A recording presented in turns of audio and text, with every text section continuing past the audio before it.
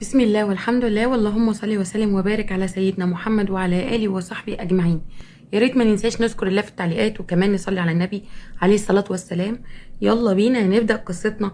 قبل ما نبدأ يا ريت ما تنسوش تشتركوا في القناة وتفعلوا الجرس لو أول مرة تشوفوني علشان يوصلكوا كل جديد، وكمان يا ريت ما تنسوش تدعمونا وتحطوا لنا لايك للفيديو لأن دي حاجة بتفرحني جدا. وبعد انتهاء القصة يا ريت تحطوا لنا تعليق للقصة وتقولوا لنا رأيكم فيها. ما انا قلت لك يا معتز ان انا عايزه اخرج معاك بالمره نجيب البدله بتاعتك. هو لازم يعني مامتك تيجي؟ بصراحه انا بكون محرجه منها جدا وما بعرفش اتكلم براحتي معاك. يعني نفسي في مره كده اخرج معاك لوحدنا، لازم تكون كل مره موجوده معانا. يعني اعمل ايه؟ ماما لما عرفت ان انا رايحه اجيب البدله وشويه هدوم ليا قالت لي اجي معاك عشان كمان اجيب شويه حاجات لها. هقول لها لا عشان خطيبتي تتكسف منك؟ لا طبعا ما اقدرش اقول لها كده، وما ينفعش اصلا اقول لها كده. مش عارفه ليه مامتك على طول كده بتضايقني وبتحسسني ان انا من سنها، وبتفضل تعمل معايا مواقف غريبه. وبرضه ساعه واحنا رايحين نجيب الدهب ما رضتش تخليني اقعد جنبك في العربيه، وبتقولي ليه يا حبيبتي اقعدي ورا، ده مكاني هنا، كأن انا ضرتها مثلا. بقول لك ايه يا ندى، ما تفضليش بقى كده، تبقى دماغك صغيره، كبري دماغك شويه. انت عارفه ان ماما متعلقه بيا شويه، يعني مش هيحصل حاجه لما تكبري دماغك. يلا اقفلي علشان تلحقي تجهزي وما نتأخرش علينا. وبعد ما قفلت مع معتز ندى كانت متضايقة جدا لأنها ما كانتش بتعرف تخرج مع خطيبها خالص، وكانت على طول مامته معاه كأنه جايب معاه أخته الصغيرة. دخلت عليها أمل ودي كانت مامة ندى. مالك يا ندى؟ هو انت يا بنتي كل لما تكلمي معتز لازم تنكدي عليه؟ ما ينفعش كده، المفروض تكبري دماغك يا بنتي. الرجالة ما بتحبش الست النكدية وكل شوية تعملي موضوع وحوار بالطريقة دي. هو انت كمان يا ماما هتقولي لي كبري دماغك؟ هو انت ما بتشوفيش طريقه حماتي؟ كل لما اكون عايزه اخرج مع معتز الاقيها جايه وقاعده على قلبنا، ما بعرفش حتى اتكلم معاه كلمتين على بعض. طيب هي دي تبقى طريقه تتعامل بيها معايا؟ يا بنتي هي متعلقه في ابنها شويه، عادي كبري دماغك، وانت عرفي تاخدي جوزك ازاي. وبعدين انت ما تبينلهاش ان انت متضايقه وهي مش هتعمل حاجه تاني، فهمتي؟ انت بقى عشان بتحسسيها انك متضايقه فبتزود معاكي اكتر. طب بقولك ايه رايك لما تيجي معانا؟ هي كملت بقى، انت تلهي حماتي شويه وانا اعرف اتكلم مع معتز شويه، دي بتبقى قاعده على قلبنا وما بنعرفش نقول كلمتين على بعض. تمام؟ هو انت يا اختي بتفتكري ان حماتك حد يعرف يلهيها؟ ده انت طيبه قوي. اسكتي اسكتي، ده انت لولا ان انت متعلقه بمعتز، لولا ان انا مخلياكي تكملي في الخطوبه ديت. ما هو ده بقى اللي مصبرني يا ماما، ان انا متعلقه في معتز وما اقدرش استغنى عنه. بس اعمل ايه؟ اصبر على جرك السو، مش هقول اكتر من كده. يا رب انت عالم بقى باللي انا فيه. انا هقوم اكمل لبسي، الا ساعتها ممكن تسيبني وتمشي وتقول له سيب خطيبتك عشان مش محترمه مواعيدها. والله مش بعيد تعملها. اول لما معتز وصل تحت البيت اتصل على ندى ونزلت طبعا جري على طول. طبعا كالعاده حماتها قدام في العربيه جنب معتز. واول لما ندى دخلت العربيه حماتها قالت ايه يا ندى اتاخرتي كده ليه يا حبيبتي؟ 10 دقايق تاخير، مش المفروض كده تنزلي على طول؟ او اصلا نيجي نلاقيكي تحت؟ هو انت مش بتحترمي الوقت ليه؟ ده الوقت من دهب يا حبيبتي. والله يا طنط انا ملحقتش اتاخر ولا حاجه، اول معتز ما رن عليا لبست الشوز ونزلت على طول، يعني ما اتاخرتش. وبعدين انت عايزه تخليني استنى في الشارع؟ ده معتز بيغير عليا جدا. والله ابني ده ما بيفهم، هيغير عليكي على ايه يعني؟ عادي ما فيكيش حاجه يعني زياده عن الناس. هو انت فيكي حاجه يا بنتي علشان حد يعكسك عليها؟ يا عيني علينا، ده انا وانا في سنك ما كانش فيه مني اتنين. ليه يا طنط؟ هو ساعتها البنات الحلوين كلهم ما كانوش موجودين ولا ايه؟ عامه هو معتز بيحب جمالي ده، وده اهم حاجه عندي، مش مهم عندي الناس شايفين ايه. خلاص بقى يا جماعه، بقولك ايه يا ندى، عايزه تروحي على فين الاول؟ كنت بتقولي عايزه تروحي على سينما ولا غيرتي رايك وعايزه تروحي في مكان تاني؟ انا تحت امرك يا ستي. لا بجد نفسي ادخل سينما في فيلم جديد نازل وعايزين ندخله مع بعض. بقولك ايه هيعجبك قوي. هو انا عارفه ان انت ما بتحبش الافلام الاجنبيه، بس بجد هيعجبك قوي، رومانسي كده وحاجه تحفه. لا لا لا، سينما ايه؟ انا ما بحبش اروح سينما، انا ما بروحهاش غير بس مع عمك. ولو كنت اعرف ان انتوا رايحين سينما كنت قلت له يجي معانا النهارده. لا بقى غيروا موضوع السينما ده النهارده. ايه ده ما شاء الله، هو عمي بيروح وبيوديك السينما؟ ما شاء الله، ولحد دلوقتي؟ طب والله كويس. انا من ساعه لما اتخطبت المعتز نفسي اروح معاه مره واحده سينما، وكل مره تقولي لنا لا. في إيه يا طنط؟ طب ما بتقولناش ليه كنا جينا معاك انت وعمه؟ وانا اقول لك ليه يا حبيبتي وتيجي معايا انا وعمو ليه؟ احنا كده ما بنحبش حد يبقى معانا عزول، وبحب اتكلم معاه براحتي. انت بقى تيجي تعملي ايه؟ تقعدي تسمعي كلامنا؟ لا طبعا ما ينفعش. وينفع ان انت تيجي معانا وتسمعي كل كلامنا؟ طب شوفوا بقى انتوا عايزين تروحوا فين؟ اصلا انا بجد ماليش نفسي ان انا اروح في اي حته خالص، نفسي تسدد. طب يا بنتي بدل مالكيش مزاج تروحي في حته، نزلتي ليه؟ ولا هي فرهده وخلاص؟ معلش بقى يا معتزه هنتعبك معانا، روح وصل ندى لبيتها واحنا بقى نتغدى ونشوف موضوع البدله ده بعدين. لا لا يا ماما، ازاي يعني؟ خلاص يا ندى، ان شاء الله نبقى نروح السينما في يوم تاني. تعالوا بس نتغدى ونشوف موضوع البدله ده بتاعه الفرح. انت جبتي الفستان وجهزتي كل حاجه، والموضوع هيقف على البدله ولا ايه؟ يلا بقى بلاش نكد. ندى كانت قاعده متغاظه من حماتها جدا وما كانتش عارفه تعمل ايه. كل اللي كانت متاكده منه ان هي بتحب معتز وما بتحبش تزعله، وحماتها ما كانتش مدياها فرصه ابدا تنقي حاجه مع خطيبها. ومعتز كان ملاحظ كده جدا، وكان عارف ان مامته مزوداها شويه. معتز رجع ندى على البيت، وبعد لما هو رجع البيت اتصل عليها وما كانتش بترد عليه. فضل وراها لحد لما ردت. ايه عايز مني ايه يا معتز؟ انا دماغي مصدعه وعايزه انام من اليوم بتاع النهارده. في حاجه مفيده هتقولها ولا نقفل وننام احسن؟ مالك يا ندى بتتكلمي معايا كده ليه؟ هو انا عملت لك ايه يا بنتي؟ انت عارفه طبع ماما، مش اول مره يعني. انا قبل كده قلت لك هوديها شويه، هي برضه ست كبيره، يعني خديها زي مامتك. نعم يا اخويا، ست كبيره؟ ده اللي يشوفها وهي عامله في نفسها اللي هي عاملاه ده يقول عليها اختك الكبيره مش ست كبيره. انا عايزاك تسكت عشان انت بتفرسني وبتنقطني. هو انت فاكرني ايه، ضرتها مثلا؟ مين اللي قالك كده بس؟ دي بتحبك قوي، هي بس بتحب تنكشك شويه. خلاص ما تنجليش علينا بقى. بقولك ايه، انا هصالحك بكره والله، وهاخدك واروح اوديكي سينما، بس خليها في سرك وما تقوليهاش لحد. بجد يا معتز؟ خلاص، وانا هستناك وهخليها في سري اهو، وانا هقول لمين يعني؟ بس اهم حاجه انت خليها في سرك وما تقعش بلسانك قدام مامتك عشان ما تنطش معانا في الخروج. لا يا ستي ما تقلقيش، انا اللي بقولك اهو، بكره بعد الشغل هطلع على البيت عندكم نتغدى مع بعض وننزل نخرج يا ستي، واعوضك اليوم بتاع النهارده. ما تضايقيش نفسك بقى، وعايزك كده تنامي وانت مبسوطه. وفعلا ندى خرجت مع معتز، وطبعا هو كان عارف يراضيها ويصالحها ازاي، واتفقوا ان هي هتيجي تفرش الشقه عشان يتمموا ميعاد الفرح وما يبقاش كده في حاجه ناقصه. ندى ومامتها كانوا رايحين الشقه، فندى قالت بقولك ايه يا ماما، مش هنعدي على حماتي ولا الكلام ده، احنا هنطلع على طول عشان ما تقولش نعدي بقى وتطلع معانا وتفضل تتدخل في كل حاجه. انا قلتلك اهو قبل لما نروح.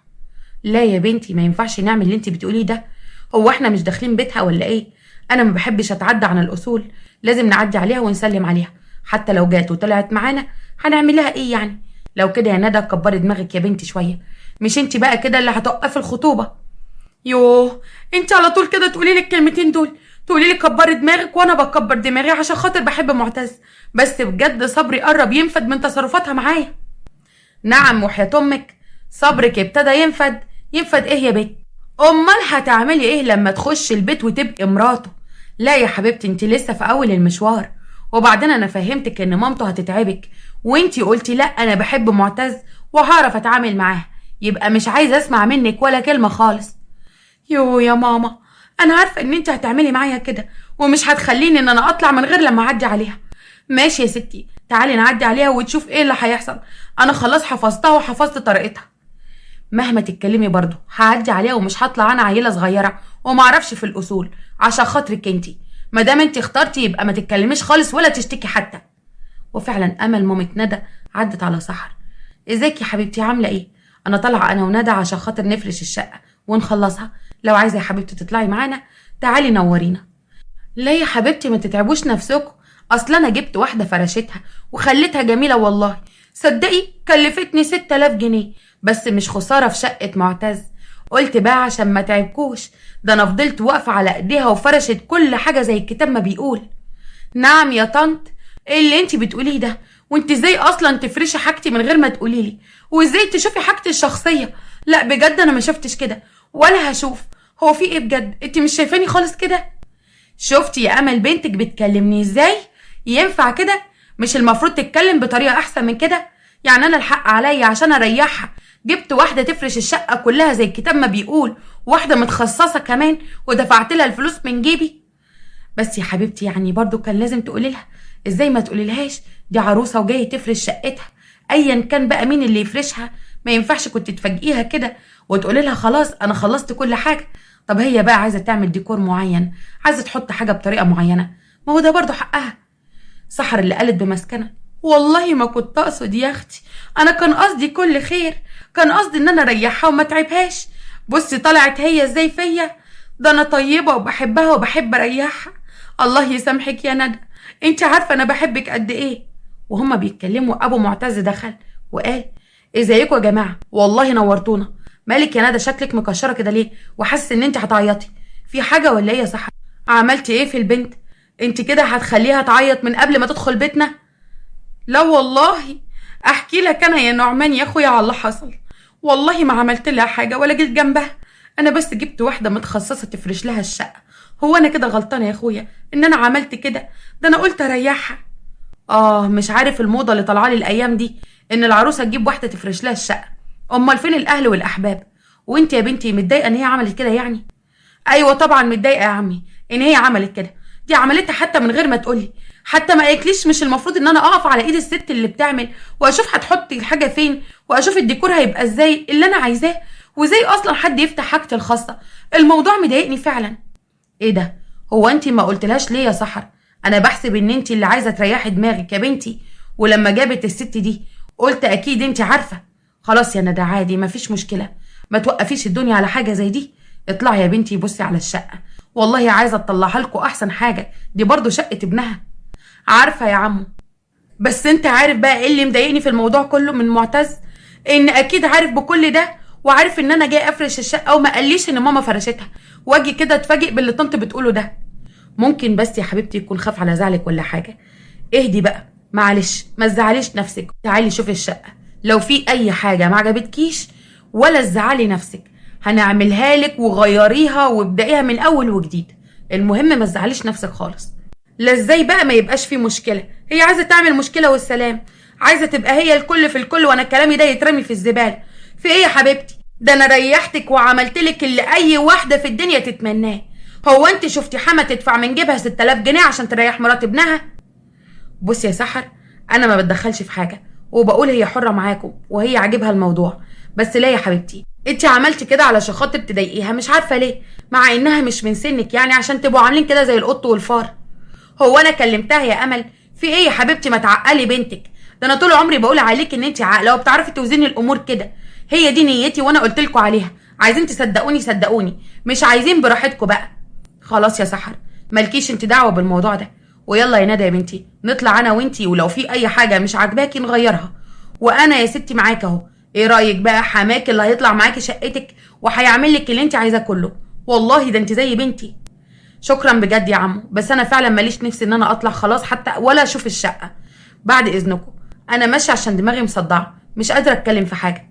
بقول لك ايه، والله يا ندى هزعل منك. تعالي بقى مع حماكي كده وما تزعليش نفسك، انا عارف ان انت ليكي حق ان انت تزعلي، بس خلاص بقى ما تبوظيش الدنيا على حاجه زي كده، وهي كانت نيتها خير. تعالي معايا وشوفي ايه اللي يريحك وانا هعمله لك. وفعلا ندى طلعت وشافت الشقه، والحقيقه ان الشقه كانت جميله جدا، بس برضه كانت زعلانه من الموقف وزعلانه من معتزه اكتر، لانه لما جه يتكلم معاها قال لها: انا ما كنتش عايزه اضايقك وفي نفس الوقت ما كنتش عارفه اجيبها لك ازاي. انا والله مش عايز يكون في زعل ما بيننا، بس مش اكتر من كده. هو انا عرفت على فكره موضوع الشقه ان هي اتفرشت ده كان بالصدفه، لما جيت من الشغل كانت ماما اصلا خلصتها، لانها كانت بتقول ان هي كانت جايبه كذا واحده عشان يعملوا لك الشقه كلها في يوم واحد. والله يا معتز اللي خلاني اهدى شويه عليك هو عمو نعمان، لانه قعد يراضيني ويتحايل عليا، وطلع كمان معايا الشقه وقال لي اي حاجه عايزه تغيريها انا هغيرها معاكي. بجد باباك طيب جدا وبيريح الواحد في الكلام. بابا ما بيحبش المشاكل خالص، وانسان كده هادي ورايق، وبيحب كل حاجه تكون سهله وسلسه. وعلى فكره لما تخش البيت بابا مش هيخلي ماما تعمل حاجه تضايقك ابدا، ما تقلقيش. يا رب فعلا يقدر على مامتك وما يخليهاش تضايقني. مش عارفه في ايه مامتك بتعمل كده ليه بس معايا من البدايه؟ هقولي بس الواحد خلاص اتدبس في حبك، وهو ده اللي مخليني اكمل على فكره. ماشي يا ستي، الله يسامحك، وانا والله ربنا يعلم انا بحبك قد ايه، بس عايز الدنيا تمشي كويس، مش كل شويه مشاكل. وان شاء الله لما نتجوز وهي تعاشرك اكتر هتحبك اكيد، وانا متاكد من حاجه زي كده. عدت الايام واتجوزت ندى، وكانت برضو مش بتسلم من حماتها في حياتها. ومره كانت قاعده متضايقه جدا واتصلت على واحده صاحبتها وقالت لها: ازيك يا حبيبتي، عامله ايه؟ والله ليكي وحشه يا سميره. ايه يا بنتي ما بتساليش على صاحبتك خالص ليه؟ وانا اللي على طول بتصل بيكي وانتي ما فيش اي اتصال. والله يا بنتي العيال مجننني، ان شاء الله كده ربنا يرزقك بعيل ومش هتعرفي تكلمي حد خالص. انتي عامله ايه يا حبيبتي؟ وحشتيني قوي. وايه اخبار حماتك معاكي؟ لسه زي ما هي؟ هتكون عامله ايه يعني؟ مجنناني وبتتدخل في كل حاجه، وكل خروجه بنزلها مع جوزي لازم تتدخل فيها. نفسي بجد الاقي حل معاها، الواحد عايش في مرار.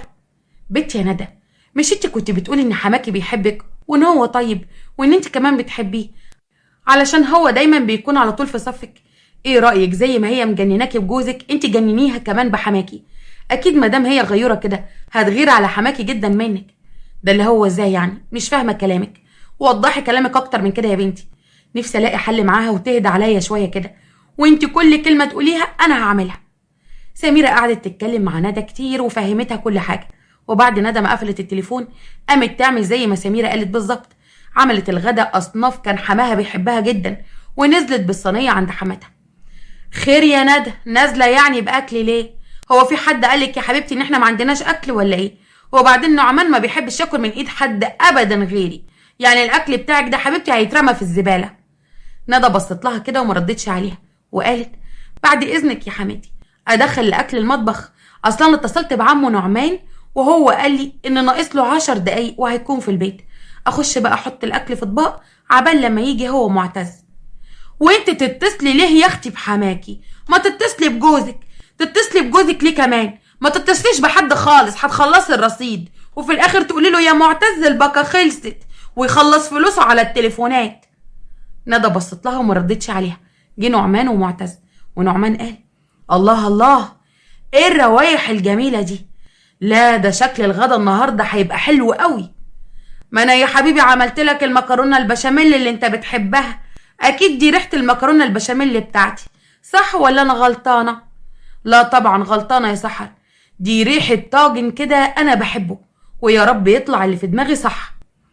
انا عامله لك طاجن عكاوي بقى يستاهل بقك يا عمو. وايه بقى جنبه؟ دقية البامية اللي ما حصلتش، وبتنجان مخلل. اصل معتز قال لي ان انت بتحب الاكله دي قوي، قلت بقى افاجئك بيها. الله الله، مكرونه بشاميل ايه بقى يا سحر دلوقتي اللي انت عاملاها دي؟ اركنيها على جنب، انا هاكل العكاوي والباميه والبتنجان المخلل. اوعي يا بنت يا ندى تكوني نسيتي الرز الابيض. انا انسى الرز الابيض اللي عمو بيحبه؟ ده انا حاطلك فيه كده حته سمنه بلدي، انما ايه؟ بقول لك ايه يا عم، ده انا مش ساقيهولك بميه كده عاديه، ده انا ساقيهولك بلبن صافي، حاجه كده هتعجبك قوي. شغل فاخر من الاخر. ايوه انا عايز من ده. يلا حضري الاكل وانت شيلي المكرونه البشاميل بتاعتك دي، نبقى ناكلها بكره، مش مهم النهارده.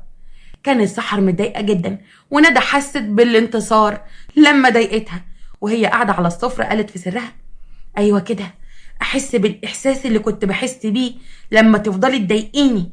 ولسه يا حماتي. وبعد ما شالت الغدا ندى قالت انا طالعه بقى اعمل لك كده طاجن ام علي، بس بقول لك ايه يا عمو، انا بعمله احسن من المحلات بتاعت بره، هعمله لك وانزله لك على طول. وانت هتسيبي لي المواعين دي كلها يا حبيبتي اعمل فيها ايه؟ انا ما بقدرش اقف على رجلي. خلصي المواعين الاول يا اختي واعملي اللي انت عايزاه. ازاي يا طنط اغسل المواعين؟ ده عمو نعمان بيحب ينام بدري، يعني مش هينفع ان انا اتاخر عليه. انا هعمل الطاجن وانزله له على طول. وايه المشكله يعني يا سحر؟ ما انت بتعرفي تعملي كل حاجه، وغسلت الاطباق اللي جوه دي بتعمل ايه؟ خش انت ظبطي المطبخ عقبال لما ندى تعمل طاجن ام علي. بقول لك ايه يا ندى، كبري لي بقى كده الطاجن، وكتري لي من القشطه وحطي لي فيها مكسرات. من عينيا يا عمو، ده انا هعمل لك احلى طاجن ام علي. وانت يا طنط بقى ظبطي المطبخ عقبال لما انزلك، مش هتاخر عليكي. معتز قعد يضحك من طريقه ندى، وفي نفس الوقت كان مستغربها وبيقول لا ده كده في كلام جديد ولازم اعرف هي عملت الكلام ده منين، ولما اطلع اشوفها واتكلم معاها. طلع معتز ورا ندى واتكلم معاها وقال في ايه يا بنتي؟ هو انت داخله مع امي حرب بارده ولا ايه؟ اصلا انا فاهم دماغك برضو، انت مش مراتي بس، انت كمان حبيبتي، وفاهمك في كل حاجه بتعمليها. وانا عملت ايه بس يا حبيبي؟ عادي يعني، باباك كويس جدا معايا، فانا بصراحه عايزه اريحه. ولا دي حاجه تزعلك؟ هو ما بيحبش يزعلني خالص، حتى لما بيحصل حاجه بينا بيقف في صفي. يبقى انا بعد ده كله المفروض اعمل له كل حاجه حلوه. هو بصراحه يستاهل. ماشي يا ستي، بس انا هقولك على حاجه. انا عارف ومتاكد ان انت بتعملي كده عشان تغيظي ماما، وفي نفس الوقت ما يمنعش يعني برضه ان انت بتحبي برضه بابا عشان هو كويس معانا قوي. بقولك ايه، انا داخله بقى اعمل ام علي قبل لما عمو ينام. بقولك ايه، صح، مش انت بتقول ان عمو نعمان بيحب عصير المانجا بالايس كريم؟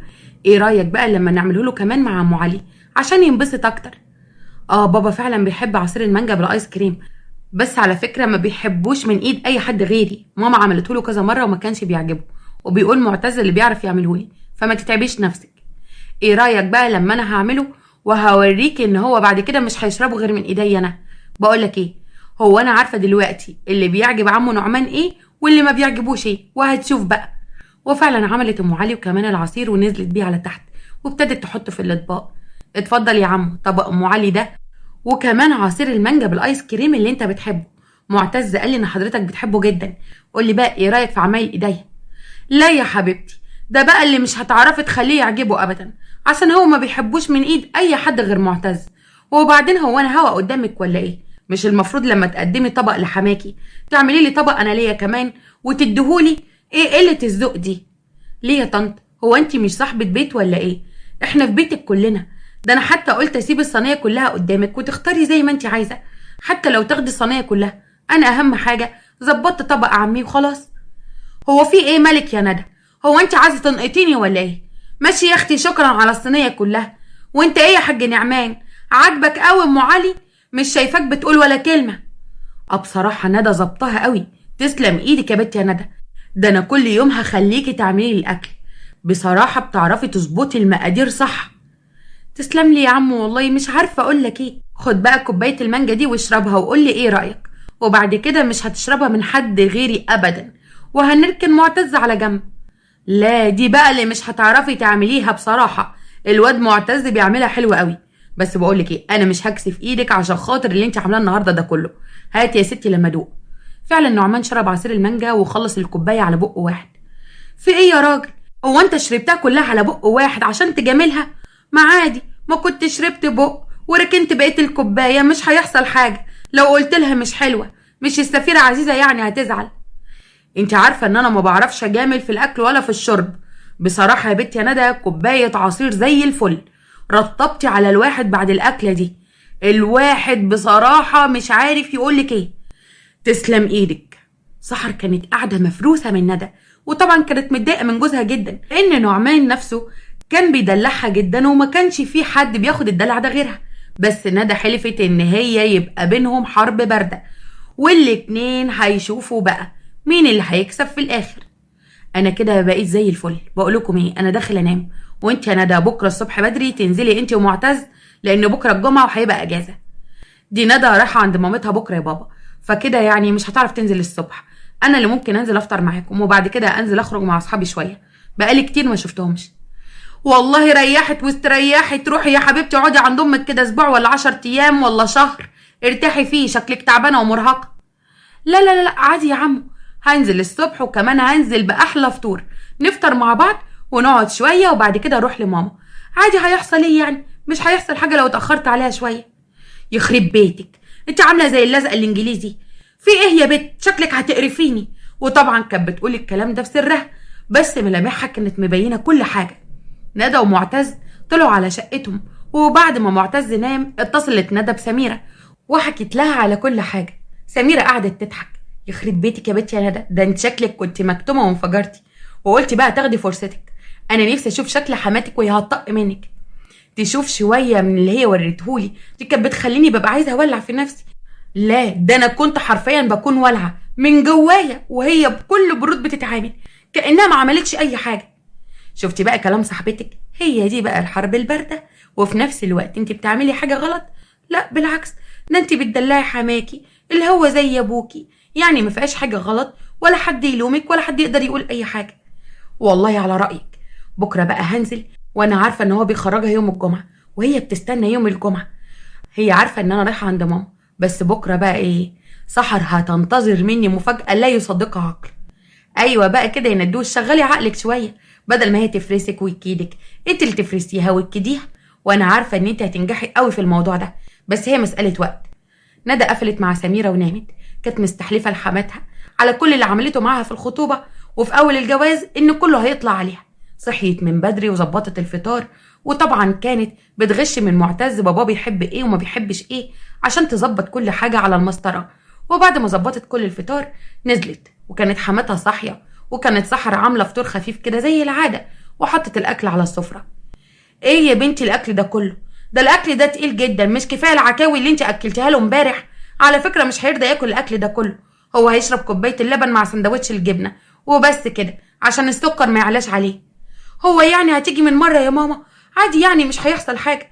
وبعدين هو ياخد لقمة صغيرة، لو ما عجبوش الأكل يبقى يفطر اللبن بتاعك والسندوتش الجبنة. يا بنتي هو انت ما بتسمعنيش؟ بقولك ايه؟ بقولك بقاله فترة ما بياكلش الأكل ده، هو كوباية اللبن وسندوتش الجبنة. خدي يا اختي الفطار بتاعك واطلعي انت وجوزك افطروا فوق.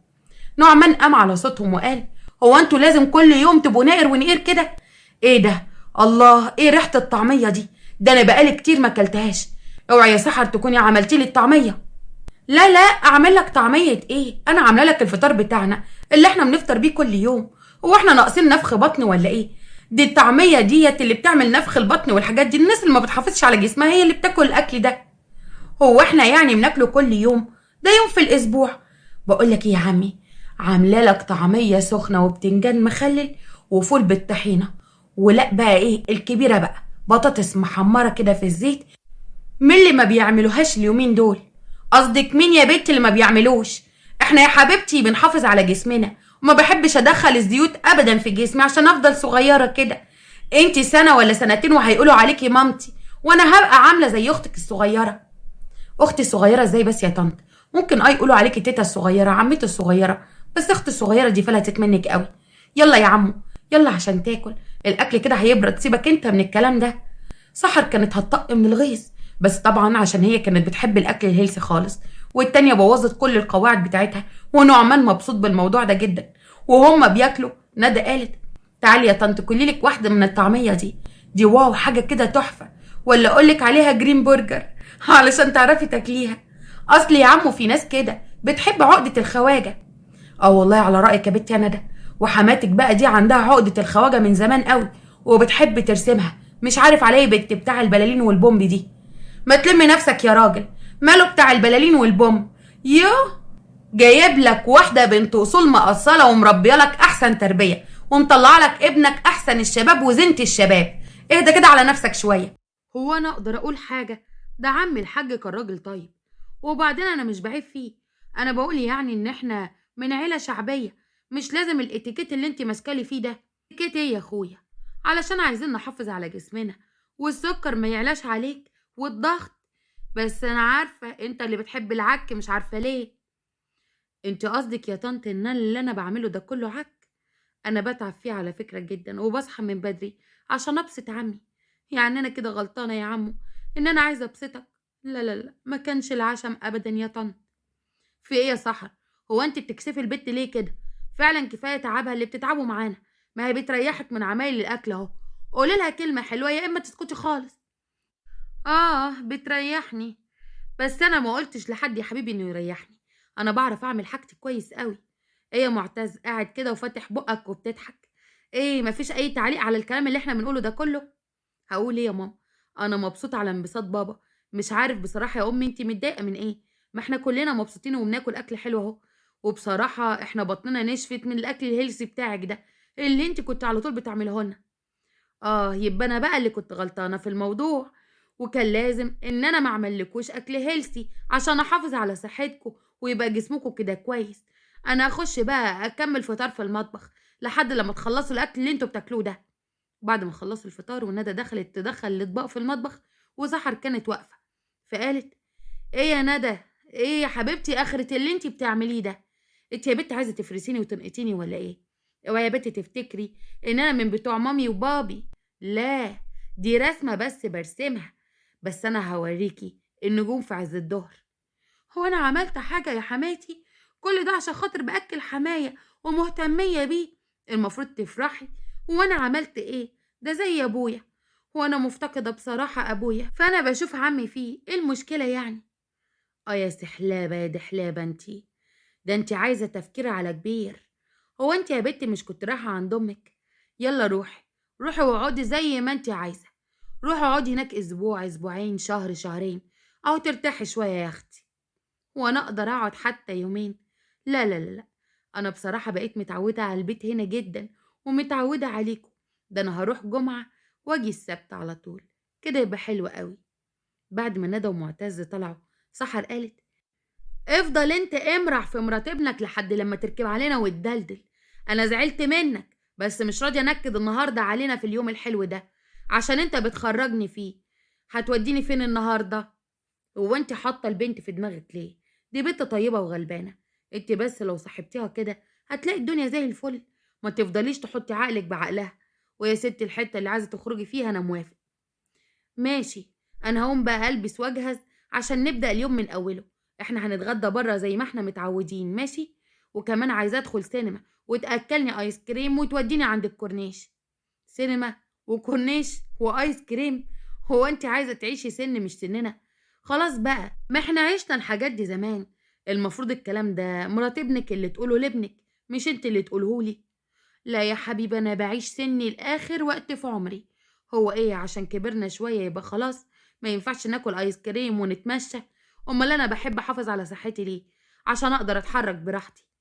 فعلا سحر قامت لبست وكانت مبسوطه جدا، ونعمان كان بيحب يدلعها، وهو اصلا بيحبها. ونزلوا عند العربيه لقوا ندى واقفه. انا عارفه يا عم نعمان ان انت بتحب تدلع ماما سحر، وبتحب تخرجها اليوم ده. نفسي بقى اشوف الخروجه من الخروجات اللي انت بتخرجها لها على طول دي. دي بتحكي على طول وبتقول نعمان مش حارمني من اي حاجه. نعم يا اختي. تخرجي فين؟ ما تقولي يا حبيبتي لجوزك يخرجك. هو انت جايه تنط لنا في الخروجه اللي انا بخرجها؟ لا، ده هي حته خروجه بخرجها كل اسبوع. بقولك ايه، يلا يا ماما من هنا. وانا يعني هعمل ايه؟ بصوا، انا هخرج معاكم ومش هتسمعوا لي صوت خالص. والله يا عمي، ده معتز هيروح يتفسح مع اصحابه، وانا قلت اتفسح معاكم شويه. طب هو انا كده غلطت في حاجه؟ بطلي يا بنت انت الدحلبه اللي انت فيها دي. هو انت مش قلتي ان انت رايحه عند امك؟ ما رحتيش ليه يا اختي عند امك؟ هي لسه بتكلمني وبتقولي دي ندى وحشاني قوي. ما انا طبعا هروح عند امي، بس انا اخرج معاكم الاول واخد فسحتي، وبعد كده هروح على ماما وابات معاها هناك. وعادي بقى، هقضي معاها اليوم بكره وما فيهاش اي مشكله. وبكره ان شاء الله اباكي. ده انا ما صدقت الاقي حد يفسحني بدل ما انا قاعده في البيت كده ما بخرجش خالص. بقى شفت يا عمو؟ شفت كل شويه تكسفني ازاي؟ انتوا عاملين زي القط والفار. بس ايه، حاجة كده لذيذة وجميلة. يلا مش مهم، تعالي يا ندى نخرجك. اعتبريها زي بنتك يا سحر. مش هيحصل حاجة يعني لو خرجت معانا. اهي مرة ومش هتتكرر تاني. هو انا كنت بحب معتز حتى يخرج معانا؟ انا بحب اليوم ده ليا وليك بس يا نعمان. هو ايه، الواحد خلاص ما بقاش له نفس ان هو يخرج؟ ده ايه النيلة اللي الواحد فيها دي؟ ايه ده، ما بقاش ليكي نفس؟ خلاص اطلعي انتي وريحي كده واستجمي كده في البيت لوحدك فوق. وعمو نعمان هيخرجني ونروح نتغدى بره. انا عارفه كمان ان انتي بتحبي تدخلي السينما النهارده. خليها يوم تاني. اه يا بنت اللذينه، ما بتنسيش حقك ابدا. ماشي يا ندى، وانا مش هنولك اللي في بالك وتنكدي عليا. يلا يا حاج نعمان نخرج. مش هيحصل حاجه يعني لما ندى تيجي معانا المره ديت. مش هنكد على نفسينا. فعلا ندى خرجت مع نعمان وسحر، وكانت مبسوطة جدا من قلبها فعلا، لأنه كان مخرجهم في أماكن حلوة. ونعمان وصل ندى لحد بيت أمها. أول لما دخلت عند مامتها، أمها قالت: كده يا بنت اللذينة، أعمل الأكل وأفضل مستنياكي وفي الآخر تتصلي عليا وتقول أنا خارجة مع حماتي وحماية؟ يعني دلوقتي هما بقوا أهم ما أنت قاعدة معاهم في البيت 24 ساعة. معلش يا ماما، أصل دي بقى حاجة باردة بيني وبين حماتي من اللي كانت بتعمله فيا. برضه كنت برد لها شوية، بس بقولك ايه، نقطها لك حتة نقطة حاجة كده قلصة عشان تلم نفسها شوية عني. عملت ايه يخرب عقلك؟ انت لازم تحكي لي اللي حصل بالظبط. دي سحر النهارده بتتصل عليا وبتقولي خلي بنتك تقعد معاكي اسبوع ولا اسبوعين تريح نفسها شوية. والله العظيم حماتي دي نكتة. تعالي لما احكي لك. بس بصراحة الفضل يرجع لمين يا امي؟ للبت سميرة صاحبتي. انت عارفة دماغها سم، وهي اللي قالت لي اعمل كده. فعلا ندى قعدت تحكي مع مامتها وكانوا عمالين يضحكوا على حماتها وعلى اللي ندى عاملاه فيها. تاني يوم قعدت معاها شويه وندى قامت وقالت: بقولك ايه بقى يا ماما، انا ماشيه عشان خاطر ما بقدرش استغنى عن البيت ابدا دلوقتي لحد لما اخلص خطتي، وبعد كده اجي اقعد معاكي براحتي. بقول لك ايه، اوعي الهزار ده كله يقلب بجد. خليكي برضو كده حلوه، يعني حبه كده وحبه كده. انا برضو مش عايزه نكد ليكي ولا خراب. فهماني؟ خراب ايه بس يا ماما؟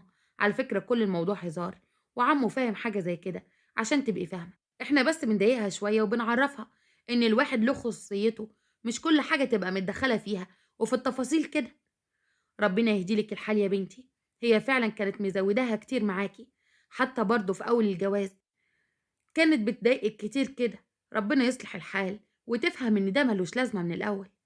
ندى راحت وكانت سامعه صوت حماها بيزعق جامد، فطلعت على الصوت. ايه ده؟ في ايه يا جماعه؟ مالك يا عمي؟ اول مره يعني اسمع صوتك بتزعق قوي كده. خير، في حاجه حصلت ولا ايه؟ الهانم بقت مستهتره. داخل اخد دش اشوف اي فانيلا البسها ملاقيش. ينفع كده الاهمال اللي انت فيه ده؟ خلاص يعني كان ايه اللي حصل؟ المسحوق خلص ونسيت اجيب. ايه ما بتنساش على طول كده يعني؟ ايه يا اخويا، مخك شغال كالكوليتر؟ ما عادي بتحصل. لا يا حماتي ما ينفعش. ازاي يعني بتحصل؟ هو انت ازاي مش بتغسلي له حاجته كده اول باول؟ المفروض اول لما يقلع الهدوم من هنا تغسليها على طول، عشان تبقى كل حاجته جاهزه ومكويه. سامعه مرات ابنك الصغيره اللي المفروض مش فاهمه حاجه ولسه متجوزه جديد؟ شوفي بتقولك ايه، وانت اللي متجوزه بقالك 30 سنه مش عارفه تخلي الفانيلات بتاعتي نظيفه. هي كل المشكلة دلوقتي على الفانيلات بتاعتك؟ ما خلاص يا نعمان، ما هي أول مرة تحصل ومش على طول يعني بتحصل. وانت يا بنت يا ندى، يلا اطلعي على بيتك فوق. يلا يا اختي بلا هم، هو في ايه؟ بتطرديني انا يا حماتي عشان بنصحك؟ طب انا قلت ايه يا عمي؟ ده انا بقول لها تعمل ايه علشان ما يحصلش مشكلة تاني. انت عارف يا عمي، المفروض تتجوز وتجيب لك واحدة كده صغيرة تقدر تخدمك وتخدمها. نعم يا اختي، يتجوز؟ ده اللي هو ازاي ده؟ وبعدين تخدمني ايه؟ ما انا اروح اجيب خدامه بالفلوس احسن. بقولك ايه يا بت، كلامك بقى يضايقني وبقى مستفز كده ليه؟ طب والله فكره حلوه يا ندى. فيها ايه لما اتجوز؟ هو الجواز حرام؟ وبعدين انا الحمد لله راجل مقتدر، واي واحده تتمناني. طب والله عارفه يا سحر، مرات ابنك دي والله دماغها الماظ. اي واحده تتمناك ايه؟ دي 1000 واحده تتمناك يا عمي. كفايه كاريزمتك اللي انت فيها. بقولك ايه، ده هتبقى عايزه كده تدلعك كده وتشيلك من على الارض شيل. انت بس قول ماشي، وانا اجيب لك بدل الواحده 2 و3 و10. تنقي منهم كده وتشاور بس. اه يا دماغي، ندى خلاص جابت لي الضغط اللي عمر ما جالي، وهتجيب لي السكر كمان. في ايه يا ندى؟ هو انت عايزه ايه يا بنتي مني؟ ده الراجل بيحبني بقاله 30 سنه. هتبوظي علاقتي ما بيني وما بينه دلوقتي؟ وانا اقدر يا حماتي ان انا ابوظ علاقتك بيه؟ لا، ده انت اغلى حاجه عندي. ده انت حماتي اللي اغلى من حياتي. شفتي الفرصه اللي كنت بتعمليها فيا؟ انت بقى كنت عايزه تجيبي لي ضغط وسكر؟ انا كنت بفرسك؟ ده انت حبيبتي يا بت. بس انت عندك حق. انا لما حسيت بالغتاتة اللي انت كنت بتعمليها عرفت انا قد ايه كنت غتتة معاكي قوي. الحمد لله انك اعترفتي اخيرا ان انت كنت غتتة معاها. انت كنت قاعدة على قلبها هي ومعتز يا شيخة. الحمد لله انك عرفتي وفهمتي من نفسك. الحمد لله يا رب. ووصلنا لاخر المطاف، وحماتي عرفت ان كل واحد يبقى في حاله احسن. والله يا جماعة، أنا شايفة إن كل واحد يخليه في كوزه لما نعوزه، ويبقى كده أحسن. والسلام عليكم ورحمة الله وبركاته. ودي كانت نهاية قصتنا. وندى عرفت تاخد حقها من حماتها، وفي نفس الوقت عرفتها إن التدخل الزيادة مش حلو أبدا. يا رب تكون القصة عجبتكم. قصة خفيفة ولطيفة وظريفة، بدل ما احنا يعني مقضينها دراما والعملية يعني باظت معانا. أشكركم كده وأشوفكم في قصة جديدة. يا ريت ما تنسوش تكتبوا لنا رأيكم في التعليقات، وكمان يا ريت ما تنسوش تحطوا لنا لايك للفيديو وتشتركوا في القناة وتفعلوا الجرس على زر الكل عشان يوصلكم كل جديد. أشكركم وأشوفكم في قصة جديدة، والسلام عليكم.